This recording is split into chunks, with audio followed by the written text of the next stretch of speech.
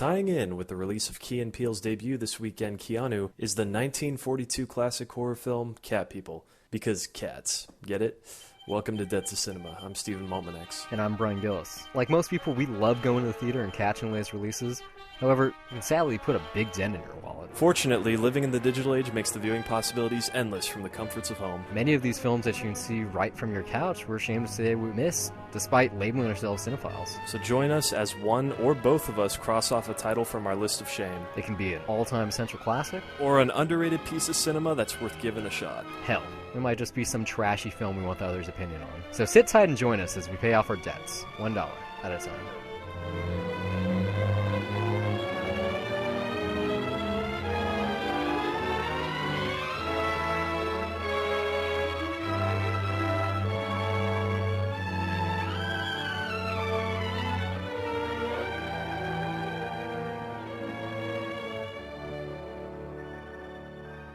So 1942's Cat People, famously produced by Val Lewden, who's mainly known for this movie and the term the Lewden Bus. Nope. And that's kind of it. Yeah, I don't... That's all I got. All I know about this movie is that there was a remake in the 80s, and David Bowie wrote a song for it, and that song was used in Glorious Bastards. That's about all I know about this franchise. The main thing that was the hook for me is, like, I know that this is on Bravo's 100 Scariest Movie Moments, and I've seen that bus scene so many times. Oh, the bus? Yeah, and that's what they reference. Yeah, that's pretty scary. And that's what that is, that term, the Lewden Bus. That's the very first time that I guess a movie did that, where... You know, you have the tension come up and then something comes in as a jump scare, but it's a fake out. Yeah, those bus breaks, whoever did the sound design on this was pretty good, but really, really clever, really good. Like, even by today's standards, I think it's a really effective jump scare.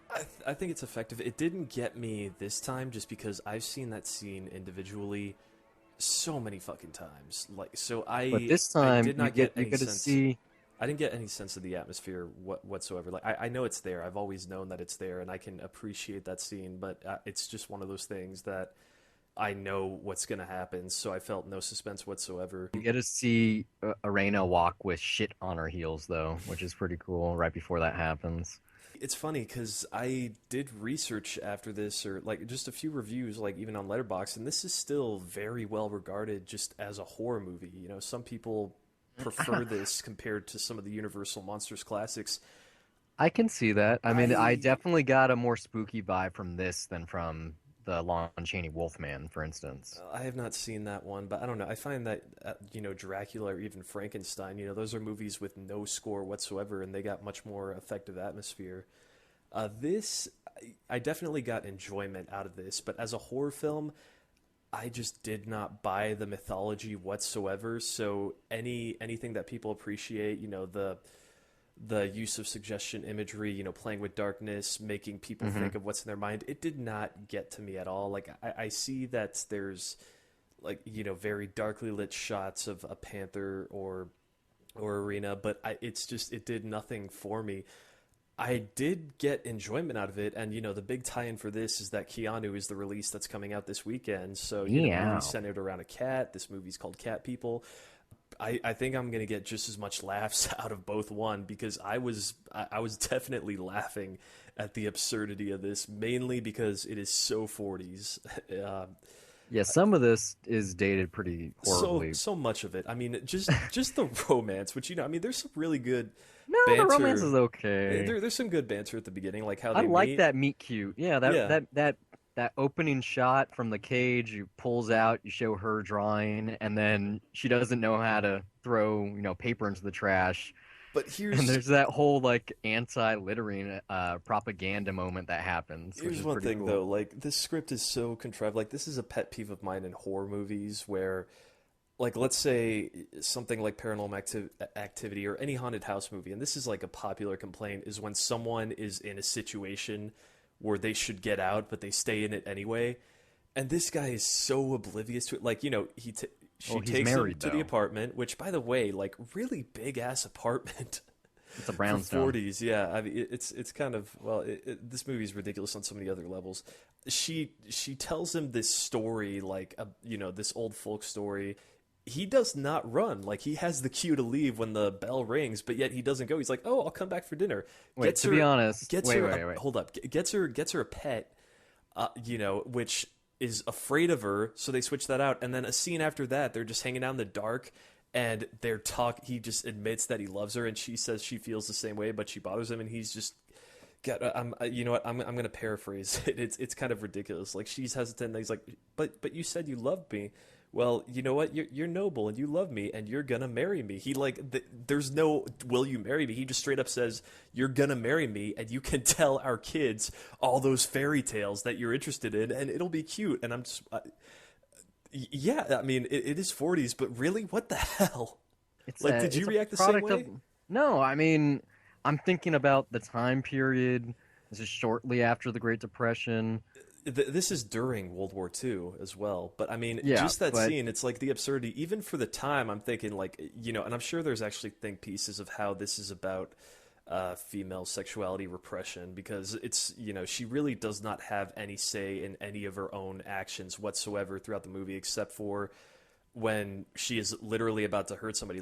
it's funny because The only time she gets an out, option or choice. outside of your problem with the romance, which isn't any weirder than in something like Trainwreck, which came out last But year. I'm just saying it's laughable here. Like it's so horribly laughable and Who contrived. knows? It's kind of, I have to imagine that romance kind of was like that back then, at least in the big city. The fact that this bachelor is invited to a woman's house the day he meets her, he's gonna get hooked in Well, regardless because that he's like, I'm gonna get laid. that kind of is the way that Brooklyn went down. But still, Yeah. I mean, just for the sake of screenwriting, it does feel very, very contrived. And I This still, was meant to be a horror movie, but right? it still makes me laugh that he just straight up says, "You're gonna marry me," and she's like, "Okay," like, and they got no say in it. He's It's the first friend she's ever met in America, in her own words. You don't see any of her camaraderie in this. You don't see her place of business. You don't see anything. Even though she's the protagonist, she's also the adversary, but like she's the monster and yet also the focal point. Yeah. Like when she's on screen, most of the time she's the center of the attention, and yet Oliver is the one we're supposed to care for. But it's funny because this is basically a horror film about what happens when a man doesn't believe his wife. I mean, yeah, in a way, it's weird how I don't think it's necessarily that he doesn't believe her, like, or He totally doesn't believe. well, There's like that it kind of final is. It's when the just, final lines of the movie is she didn't lie to us the whole time. I mean, the She way she was telling the truth. Huh. it's weird. I mean, the way that I do see it too is like and I'm sure that there are think pieces that it is on like repression and all that because she does get the threat of like, hey, if you keep believing this stuff, I'm gonna have to like declare you legally insane. So just start acting normal. And it's funny because the scene when she does go up to him, like, God, what's his name, Oliver, like she goes up to him and says like, yeah, oh hey, I'm better now, I think, and he just goes, oh, I wish you told me that sooner. I really wish I did because I just figured out that I don't love you anymore. Like, just a bunch of shit like that. I don't know. As a modern audience member, I'm just kind of rolling my head out like, are you kidding me? Like, did people really fall for this shit back then? Said I don't think that this is any stranger than any contemporary horror or romance for that matter. It's just it's like it's what? an old I film. think It's a Trainwreck classic. is far more organic than this.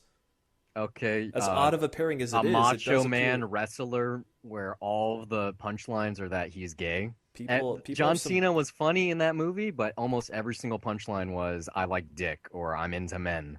Yeah, but you know what? I've heard some weird ass dating stories, so that's not outside of the realm of plausibility for just people that are hooking up. Yeah, I've heard some weird stuff that's along I those don't think lines. that this is too far outside of, like I said, of the era. You remember the the conduct code was in play.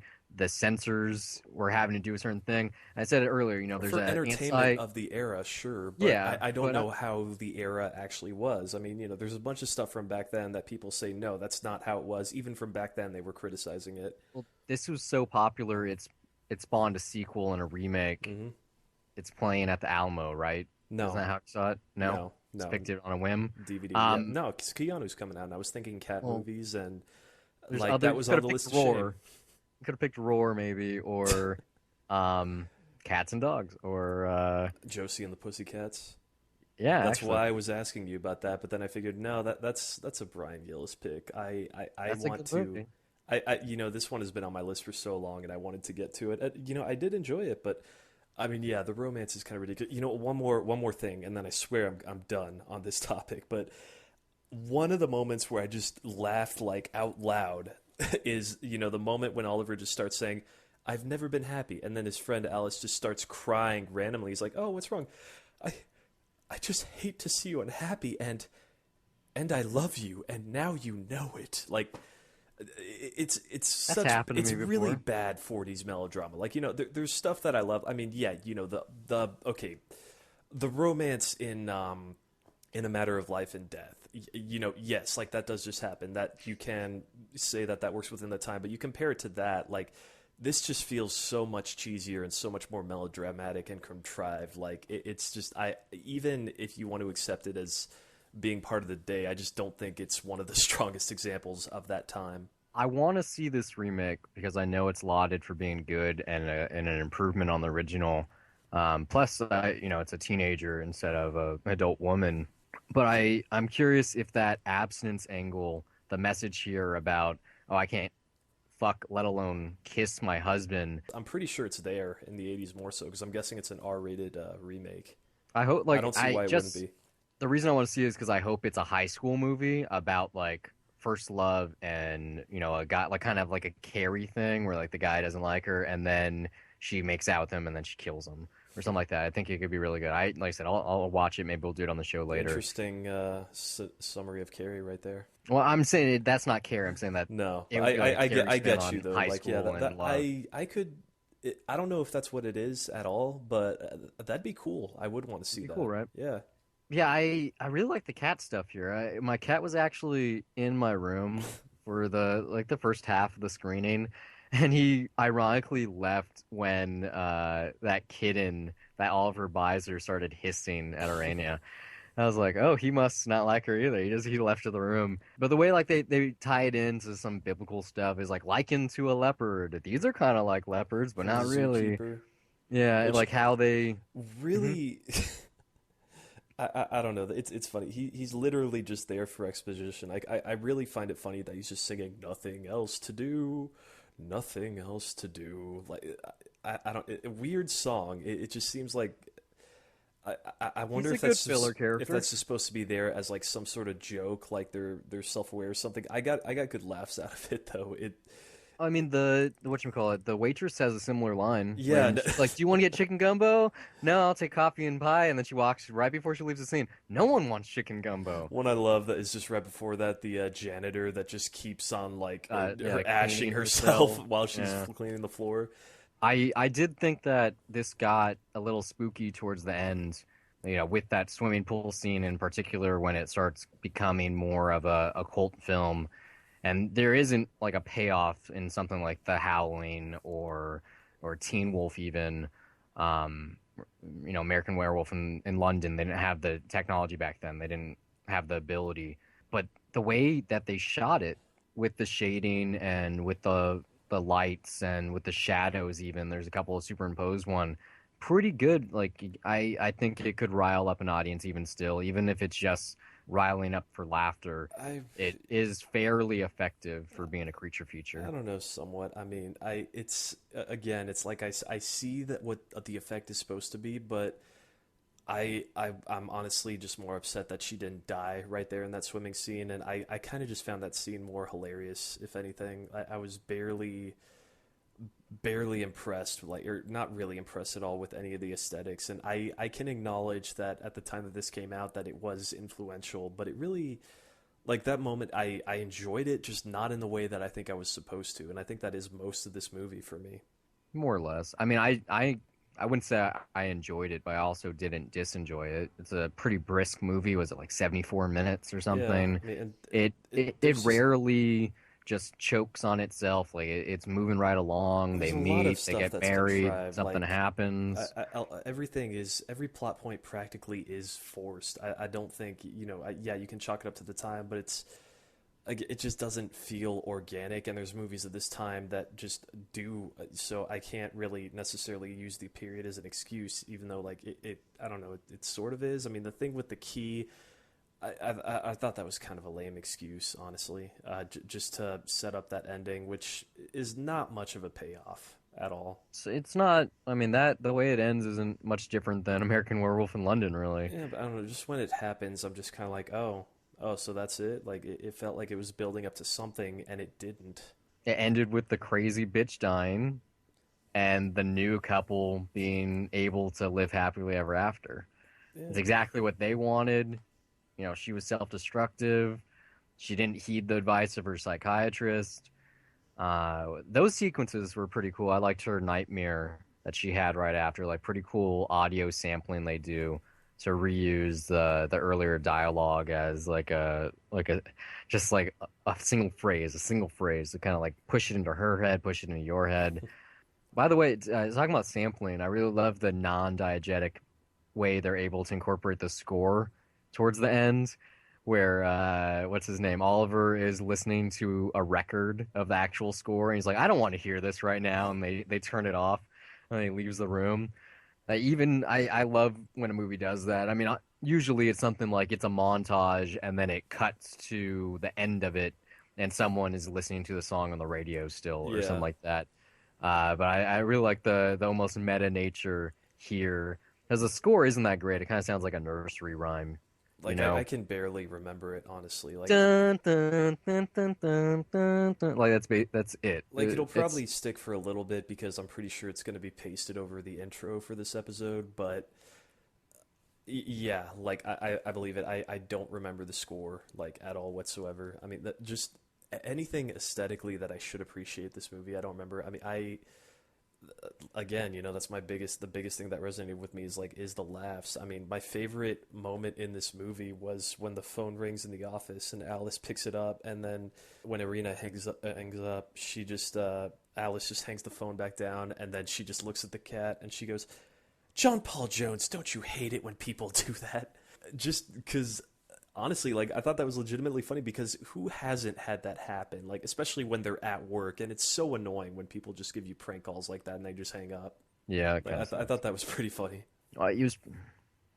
It's an okay movie. I mean, It really is, it yeah. it it's a TCM flick. It's like, oh, it's a Saturday afternoon. What do we got next, Robert Osborne? Oh, good thing you asked. We got Cat People, 1942. Like it's one of those. It's like a daytime TV, just fill in the blanks, like almost late night. Like watching this at night probably doesn't have a good payoff. It is not meant to do that anymore. Well, I mean, Like that's once upon a if time. Letterboxd is any indication, though, there are people that would disagree with you because there's a lot of people that think that this is like up there or even better than the Universal classic monsters. Like they think it's a legitimate good horror movie, that it's really well done, that it's really atmospheric. Well, there I are just some I spooky stuff yeah. in here. Like it's not, like I said, it's almost effective. I felt like some of the psychological upbringing stuff is actually a little more traumatizing than the actual creature stuff towards the end.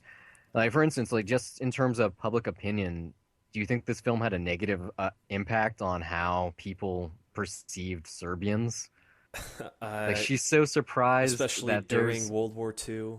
yeah, I or mean, just like around the time, like up until like the early 50s, or maybe even throughout them, the country wasn't, that known at the well, time, even still. a lot of people are just afraid of foreigners in general. Like that's still something that you do get in Hollywood. Like as stupid as it is, like yeah, anytime that there's a bad guy, they usually have a British accent, which is something that Deadpool made fun of. Like anything that's not American, we just kind of associate as like as a villain in some way in entertainment, which is really it's a Well, weird thing. taps So into no, I mean it taps. I don't think it's just Hollywood pictures. I'm pretty sure it's prevalent in European cinema as well. It's especially just with the it's our Red Scare like yeah. years later Well, happening, yeah, I could definitely say that it's it if probably you affected opinion. if you need a villainous character and you're able to tap into xenophobia Hmm. when they're obviously an outsider, you're going to get a more effective Like adversary. it'll definitely play more to an American audience because Hmm. it just makes them more different and you're more suspicious of them. So for the sake of entertainment, is that fine though? I mean, Yeah, I I mean, mean, in terms for of the entertainment, British I guess it's villain, fine. I think it says horrible things though about people in general. in terms of the British villain in American cinema, it's had a lasting impact just because the voice is so cool. You know, the accent works well for audiences, but it's been ingrained in us for almost 300 years now that they were once the bad guy. Yeah. And so we had to stop them, and they can always be our foil.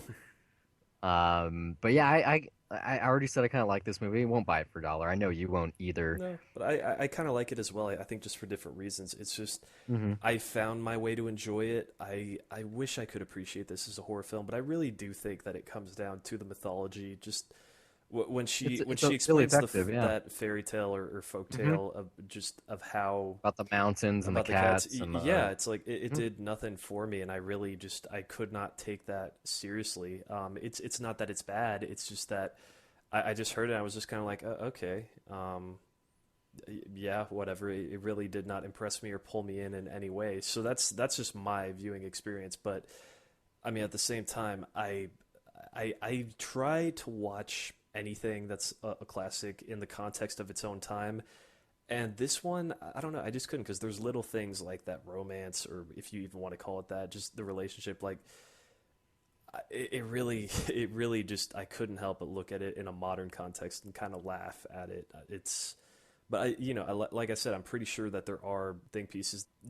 I want to say that that is intentional, or the scenes are just horribly contrived and it's just bad characterization. I mean, there's just so many ridiculous moments that I laughed, and I mean, Arena really does get the shaft, and it's like she has no voice and everyone is just speaking for her. Like that literally happens in that museum scene. She's looking at the boat and they say, "Oh, this is dull for her." "Oh, Arena, why don't you go over there?" "No, I actually like this boat."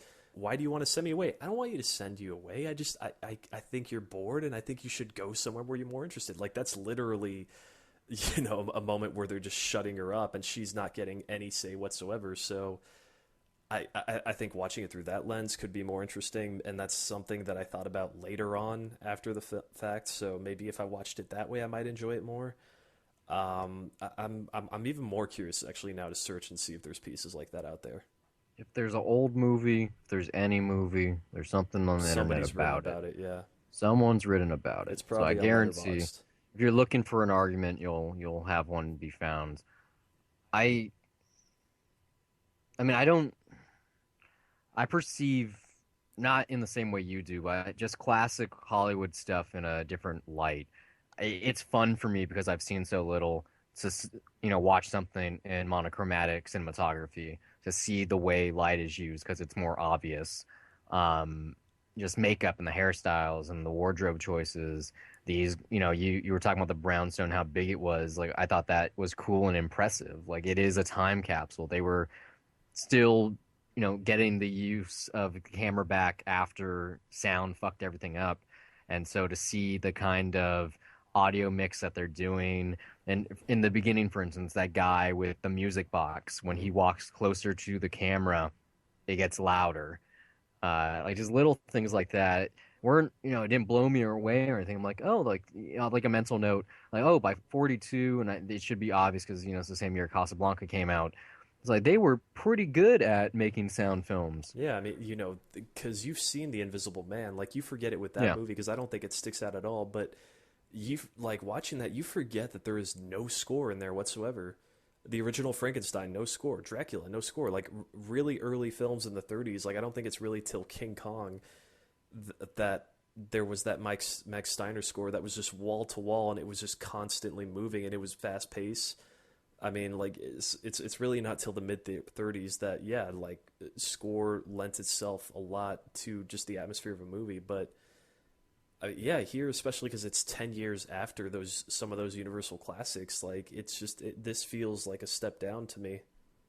I don't know. Like I said, I'm kind of relieved that it wasn't actually scary because it's a little too early for that for me. I mean, Um, I wish that there was more atmospheric moments that got to me. It's partly a part of that is my fault because I've seen that bus sequence so many times, and that probably is the height of it. Thanks for listening. We hope it's been a pleasure.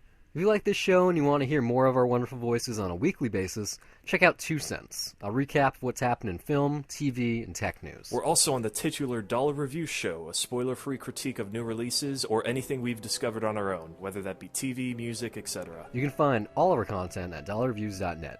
Follow us on Twitter, or like us on Facebook at Dollar Reviews. We're available on iTunes, YouTube, TuneIn, Stitcher, and constantly looking to expand to other platforms. If you listen somewhere we're currently not available, you'd like to contribute some talking points, send a Death to Cinema request, or if you just want to laugh at us, you can do so by reaching out to us on social media or send an email to brian@dollarreviews.net. Or you can email me as well, steve@dollarreviews.net. You can follow me personally on Twitter at Brian Gillis, that's BRYONGILLIS, and now you know how to spell the email too, and also under the same name on the lovely site Letterboxd, which acts as my film diary, where I rate films I'm watching, write the occasional review, and even sometimes compile lists. You can also find me on Twitter at S_MTX, and also follow my film diary at Letterboxd under the same name, where I log everything I watch, and sometimes write brief reviews. That's it for this week. Until next time, keep the change.